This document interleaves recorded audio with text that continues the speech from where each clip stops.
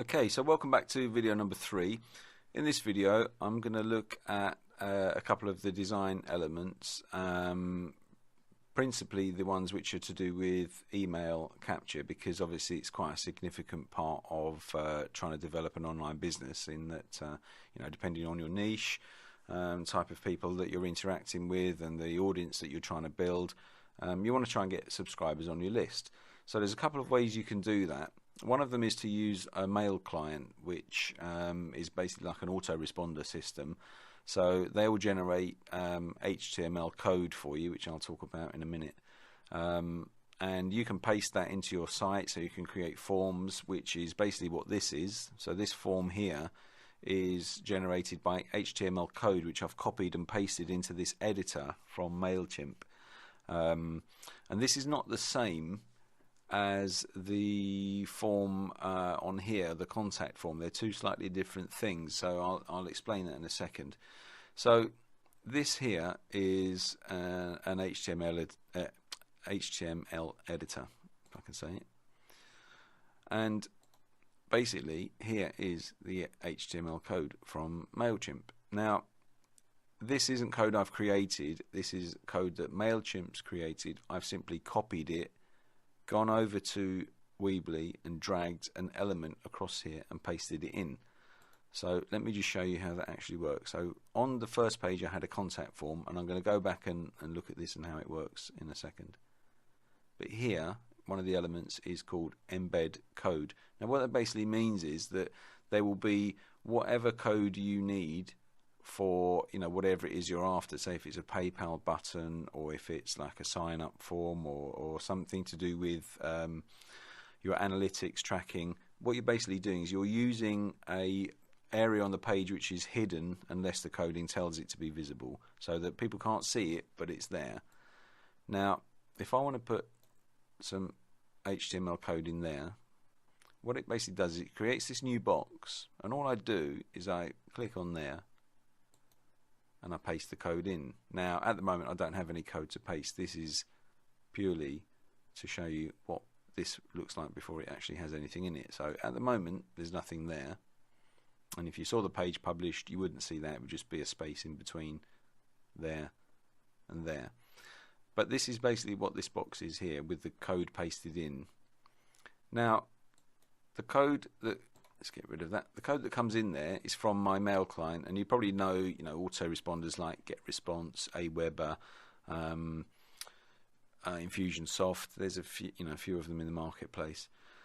And what they're basically doing is building your client database on your behalf, and they'll set up all the mechanisms so that people can, subscribe online and put all their details in. Now that's great. It depends on if you need that.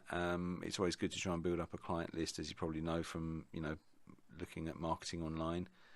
With MailChimp there's certain things. So again, it's free. What you do is you go in here, and if you look at this, there's an online marketers toolbox. What I've done, I would have gone in and set up a new list, and it's very easy to do. So you go to MailChimp, log in, create an account for free, and then what you do is you create a list. So the list that I wanted to create was just purely for this product, and I've got like 6 or 7 other lists on MailChimp, I think probably more than that. And Online Marketers Toolbox is specifically set up to work with this campaign. Now it says I have no subscribers. It's a brand new list that's been set up purely and simply to work with that and to show you how it all functions.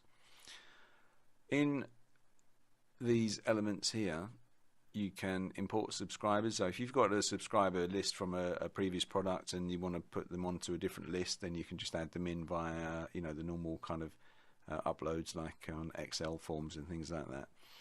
What we're looking for here is integration with our Weebly site, where it says sign up form. So if we click on that, it's going to ask us what type of form we want. Now a general form is basically one which they will build for you, but you can integrate with your website. Now the thing that we've got at our disposal is the HTML editors in Weebly. So we've got these things which we can put into here and just embed the code. So if we go back and ask it to create a form, here we have where we get the code from. So this is the code in this box here that would be pasted in to this box here, and then that's what it looks like. So in this instance, what I've done is I think I asked for a super slim form, and what that does, you can see it changes the layout and the way it looks, so we don't need so much information. Now some of this depends on the products you're selling. If you're selling, you know, physical items like you're selling DVDs or, you know, t-shirts or stuff like that, you obviously need to be able to send them to people, and you need more information than you would in other products. So if you look at the classic form, you know, you can actually add in here other fields. It says like required fields are all fields, and you can require, you know, you can edit the required fields in the form builder. So everything is laid out for you, but the bottom line is this is what you want to paste in to the website. So when you go in and let's say we're going to go super slim form, and we're going to grab this code here, so this then gets embedded into our website. I come down here, right click and left click and drag so that I'm highlighting it all. Copy, click on there, go to the HTML editor. Now I'm just going to put one in here underneath just to show you how simple that is again. So let's put another embed code in there. So I'm actually going to copy this, go to the editor there, so I click in the box. That will get deleted when I right click and press paste. Okay, and there is my form. So that's all the HTML coding you need to know about. And if I click outside the box, there we go. Now you can see these are slightly different, and what I've done is I've modified the elements within MailChimp. So if you look back here, okay, I modified those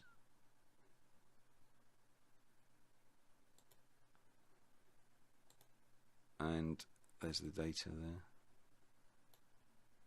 just to say something a bit more appropriate than just subscribe to our mailing list, which is a bit brutal. Now I don't want that. This is the beauty of using the Weebly editor. I can just get rid of that, and there we are. So this was laid out on a page called Home 2, just to show you the difference between that and what's on the home page, which I'm actually going to run with on this here.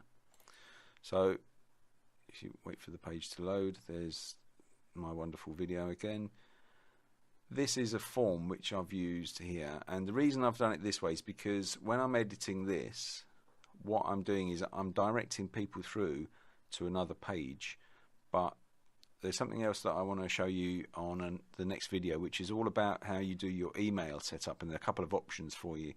In the manual, I've recommended that you get a new Gmail account, purely and simply because you can then link it up with keyword tools, analytics tools, and all that kind of stuff, and keep it related within Google, so all the tools that you need are together. So in the next video I'm going to show you a bit more about that, but for now, just to finish this video off here, I just want to show you how this is set up and how it's different to the MailChimp mechanism.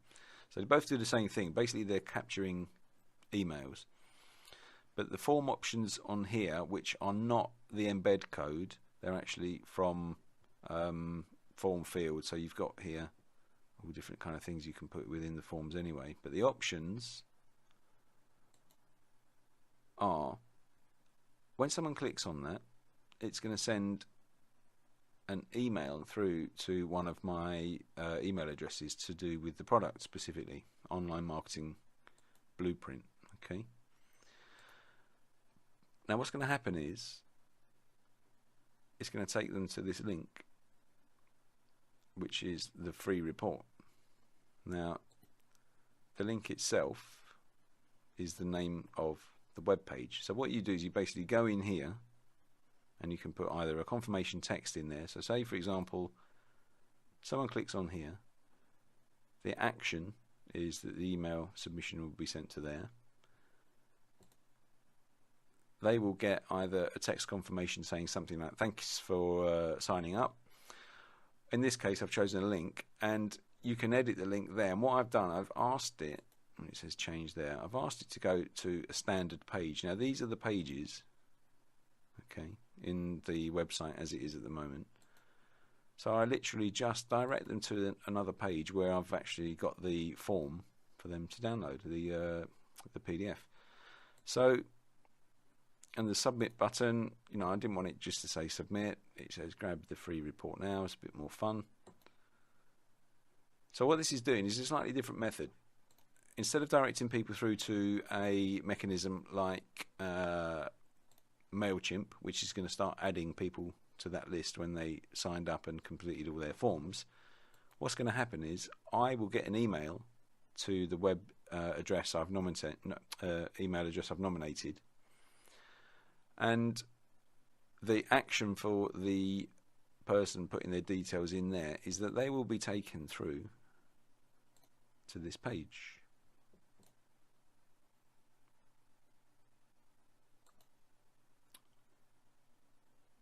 And it says, thanks for requesting the free report. So they've given their email address to get this for free. Maybe you did the same. And there I just talk a bit about why I created this package to help other people struggling to make sense of all the technical stuff. And literally they can click on there and download it. So there's a slightly different way of working on that. Again, my advice, get stuck into Weebly, you know, get your copy ready.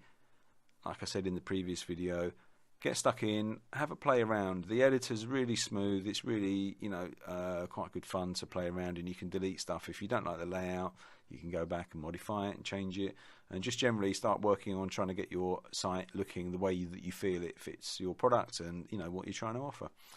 Okay, so in the next video, we'll have a look a bit more at you know, how you actually use the email capture for the development of your business, not so much as part of the technical side of this, but really why it's just good to have that as part of the structure of your business, and how you can actually make that work. And I'll see you in the next video.